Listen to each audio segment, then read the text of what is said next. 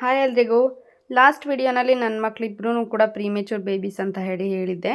So ಅದಕ್ಕೆ ತುಂಬ ಜನ ಕಮೆಂಟ್ಸ್ ಮಾಡ್ತಾ ಇದ್ರಿ, ಏನು ಪ್ರಾಬ್ಲಮ್ ಆಗಿತ್ತು, ಏನಕ್ಕೆ, ಎಷ್ಟು ಮಂತಿಗೆ ಹುಟ್ಟಿದ್ದು, ಬೇಬಿ ವೆಯ್ಟ್ ಎಷ್ಟಿತ್ತು ಅಂತ ಹೇಳಿ.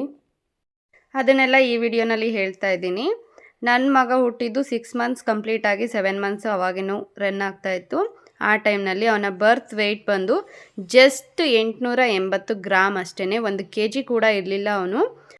ನನ್ನ ಮಗಳು ಕೂಡ ಅಷ್ಟೇ, ಅವಳು ಪ್ರಿಮೆಚೂರ್ ಬೇಬಿ. ಅವಳು 8 ಮಂತ್ಸಲ್ಲಿ ಡೆಲಿವರಿ ಆಗಿದ್ದು. ಅವಳ ಒಂದು ಬರ್ತ್ ವೆಯ್ಟು 1.8 kg. ಅವಳು ಕೂಡ ಅಷ್ಟೇ, ತುಂಬ ಏನು ಜಾಸ್ತಿ ವೆಯ್ಟ್ ಇರಲಿಲ್ಲ. ಒಬ್ಬರು 7 ಮಂತ್ಸ್ ಡೆಲಿವರಿ, ಒಬ್ಬರು 8 ಮಂತ್ಸ್ ಡೆಲಿವರಿ. ಈ ಒಂದು ಪ್ರಿಮೆಚೂರ್ ಮಕ್ಕಳನ್ನ ಯಾವ ರೀತಿಯಾಗಿ ಕೇರ್ ಮಾಡಬೇಕು, ಯಾವ ಥರ ಮನೆ ಕರ್ಕೊಂಡು ಬಂದಮೇಲೆ ನೋಡ್ಕೊಳ್ಬೇಕು ಅಂತ ಎಲ್ಲ ನಾನು ನೆಕ್ಸ್ಟ್ ವೀಡಿಯೋಸ್ಗಳಲ್ಲಿ ನಿಮಗೆ ಹೇಳ್ತಾ ಹೋಗ್ತೀನಿ. ಹಾಗೆಯೇ ನನ್ನ ಪ್ರೆಗ್ನೆನ್ಸಿನಲ್ಲಿ ಏನು ಪ್ರಾಬ್ಲಮ್ ಆಗಿ ಈ ರೀತಿ ಪ್ರೀಮೇಚೂರ್ ಬೇಬೀಸ್ ಆಯಿತು ಅದನ್ನು ಕೂಡ ಅಷ್ಟೇ ನಾನು ನಿಮ್ಮ ಜೊತೆ ಶೇರ್ ಮಾಡ್ಕೊಳ್ತೀನಿ. ಏನಕ್ಕಂದರೆ ನನಗೆ ಆಗಿರೋ ಥರ ತುಂಬ ಜನಕ್ಕೆ ಆಗಿರ್ಬೋದು.